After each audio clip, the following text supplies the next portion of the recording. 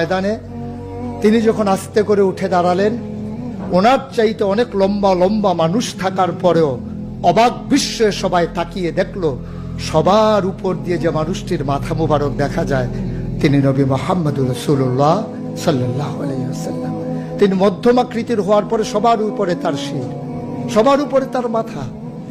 সবাই অবাক বিস্ময়ে তাকিয়ে দেখলেন তার চুলগুলো হালকা হালকা কোঁকড়ানো। তিনি কখনো বা যখন চুলের ভিতরে তৈল দিয়ে আছড়াতেন, অবাক বিস্ময়ে মানুষ তাকিয়ে দেখতেন, মনে হতো চুলের মাঝে যেন মৃদু মন্দ ঢেউ দেখা যায়।